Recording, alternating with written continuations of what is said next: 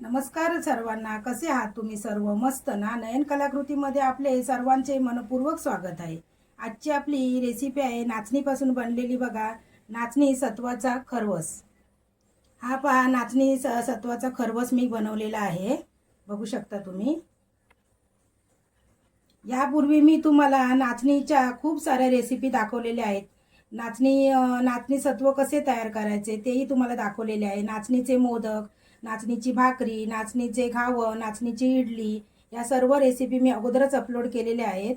त्याची लिंक तुम्हाला या व्हिडिओमध्ये डिस्क्रिप्शन बॉक्समध्ये पाहायला मिळणार आहे.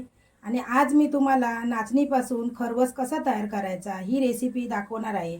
आणि मी परफेक्ट प्रमाणासह मी कुठेही तुम्हाला हा व्हिडिओ स्किप न करता तुम्ही पाहायचा आहे. ही पहा, परफेक्ट प्रमाणासह मी इथे नाचणीपासून खरवस बनवलेला आहे, तुम्ही बघू शकता.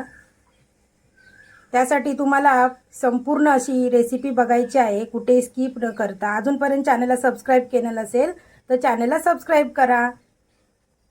चला तर मी नाचणीचा खरवस कसा बनवला आहे त्याची रेसिपी आपण पाहूयात. नमस्कार, आज बघा तुम्हाला इथे मी नाचणी सत्वाचा खरवस बनवून दाखवणार आहे. त्यासाठी बघा इथे मी नाचणी घेतलेली आहे, नाचणी धान्य घेतलेलं आहे. त्याला रागी पण म्हणतात, नाचण्या नागली पण म्हणतात. ही बघा, ही नाचणीमध्ये भरपूर असे कॅल्शियम, लोह, आयर्न, फायबर खूप प्रमाणात असतं. आणि डायबिटीस लोकांसाठी ही नाचणी खूप फायदेशीर आहे. याचे फायदे भरपूरच आहेत. हे बघा, त्यासाठी बघा आपल्याला नाचणी सत्वाची खरवस बनवण्यासाठी मी इथे 1 वाटी नाचणी चांगली स्वच्छ अशी साफ करून घेतलेली आहे. ही बघा, बघू शकता तुम्ही, 1 वाटी घेतली आहे मी. ह्याच वाटीचं मी मेजरमेंट ठेवणार आहे. तुमच्याकडे जर मेजरमेंट कप असेल तर तुम्ही त्या मेजरमेंट कप प्रमाणे घ्यायचं आहे. मी घरचीच वाटी घेतलेली आहे ही.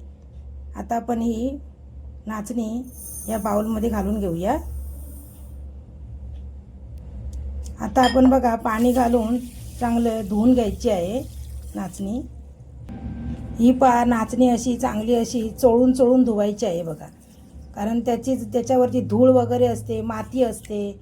काही नाचणी खराब असेल, अशी हलकी वगैरे नाचणी असते, ती वरती अशी येते, तरंगते वरती बघा. तुम्हाला दिसतच असेल. आणि त्यातलं पाणी पण बघा खराब आहे. मी ही नाचणी ना 2 ते 4 वेळा मी चांगलीशी स्वच्छ धुवून घेणार आहे. ही पहा, नाचणी आपण 3 ते 4 वेळा चांगली स्वच्छ अशा पाण्याने धुवून घेतलेली आहे. आता आपण त्यामध्ये पाणी घालून घेऊया. हे बघा, एवढं असं पाणी घालून ठेवायचं आहे त्यामध्ये. आणि बघा, सगळं स्वच्छ मी करून ठेवलेलं आहे. पाणी एकदम असं तुम्हाला स्वच्छ दिसत असेल. आता आपण ही नाचणी 7 ते 8 तासासाठी भिजत ठेवायची आहे. तशीच झाकण मारून ठेवून द्यायची आहे. ही पहा, 7 ते 8 तास नाचणी आपण भिजून घेतलेली आहे, बघू शकता तुम्ही. हे बघा किती छान भिजली आहे बघा नाचणी, मस्त. आता आपण त्या नाचणीतलं पाणी काढून टाकायचं आहे. कारण कसं, रात्रभर आपण नाचणी ठेवलेली होती ना 7-8 तासासाठी. त्यामुळे जरा त्या पाण्याला आंबूसपणा असं वास येतो, त्यामुळे ते पाणी आपण काढून टाकायचं आहे. आता आपण ही नाचणी मिक्सरच्या भांड्यामध्ये टाकून घ्यायची आहे. आता आपण बघा त्याच वाटीने 1 वाटी खवलेलं खोबरं घेतलेलं आहे. हे बघा, ते खवलेलं खोबरं त्यामध्ये आपण घालून घ्यायचं आहे. आता त्याच वाटीने मी बघा 2 वाट्या इथे पाणी घालणार आहे. म्हणजे 1 ते 1.5 वाटी पाणी घालीन मी इथे. बघा, 1.5 वाटी मी पाणी घातलेलं आहे. आता मी बघा मिक्सर लावून घेते. हे पहा, वाटून झालेलं आहे आपलं. हे बघा, आता बघा खाली एक मी भांडं ठेवलं आहे, त्याच्यावरती ही बघा चाळण ठेवली आहे. त्यामध्ये बघा इथे मी कॉटनचा कपडा ठेवला आहे बघा. आता त्यामध्ये आपण हे मिश्रण ओतायचं आहे. हे पहा, आता हे असं गाळून घ्यायचं आहे बघा. दिसत असेल तुम्हाला. हे बघा कसं दूध पडतं आहे बघा त्याचं. नाचणी आणि खोबरं टाकलं आहे ना. हे बघा, हे पहा अशा पद्धतीमध्ये. हा पहा, एवढं असं दूध खाली पडलं आहे. आता त्याचा चोथा राहिला आहे. हे बघा, तो परत मी आता ह्या मिक्सरच्या भांड्यामध्ये लावून घेणार आहे. आता बघा, आपण थोडंसं पाणी घालून परत वाटून घ्यायचं आहे. आता जास्त पाणी नाही घालायचं, थोडंसंच घालायचं, अर्धी वाटी पाणी घालायचं. आता परत या आपण कापडामध्ये टाकायचं आहे बघा. असं आपण 2 ते 4 वेळा करायचं आहे, कारण काय माहिती आहे, जोपर्यंत व्यवस्थित चोता येत नाही. आता बघा परत असं पिळून घ्यायचं आहे बघा. असं आपण 2 ते 3 वेळा करणार आहे.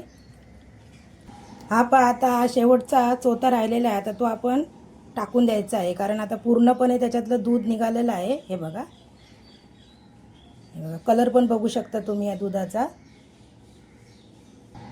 आता मी काय करते बघा, इथे मी केळीचं पान घेतलं आहे आणि ते ताटलीवरती ठेवलेलं आहे. एका डिशवरती खोलगट अशी डिश घेतली आहे. आता त्याला मी ना असं ग्रीस करून ठेवते, म्हणजे तूप लावून ठेवते. शक्यतो तुम्ही तुपाचाच वापर करा, तूप नसेल तर तेल लावलात तरी चालेल. हे बघा, कारण अगोदर आपण हे सगळं करून ठेवायचं.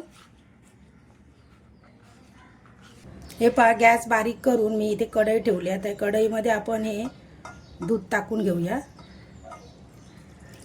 हे पहा किती घट्ट दूध आले ते बघा, तुम्हाला दिसतच असेल. हे बघा,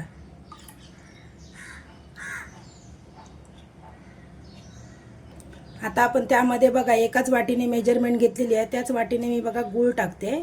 1 वाटी गूळ टाकायचा.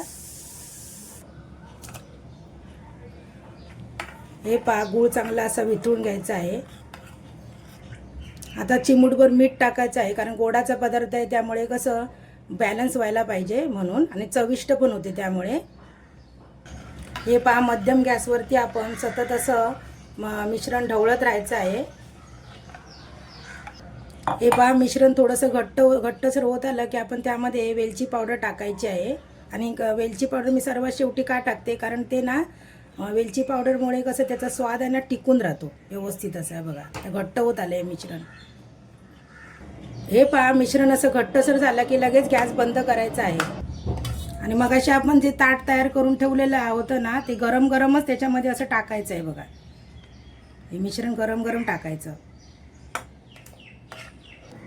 हे पहा, मिश्रण पूर्ण थंड झाल्यानंतर आपण त्याच्या वड्या पाडून घ्यायच्या आहेत. हा पहा, खरवस आपला पूर्णपणे थंड झालेला आहे आणि रूम टेम्परेचरवरच मी थंड केलेला आहे. तुम्हाला जर जास्त घाई असेल तर तुम्ही फ्रीजमध्ये पण ठेवू शकता. आता आपण बघा दुसऱ्या डिशमध्ये ट्रान्सफर करूया. हा पहा, पानाचा किती छान आकार आलेला आहे, त्यामुळे मी तुम्हाला असं पलटी करून दाखवलेलं आहे. चला, आपली बघा इथे नाचणीपासून बनवलेला खरवस तयार झालेला आहे. आता आपण ह्याच्या वड्या पाडून घ्यायच्या आहेत. तुम्हाला दाखवते वड्या कशा पाडायच्या त्या.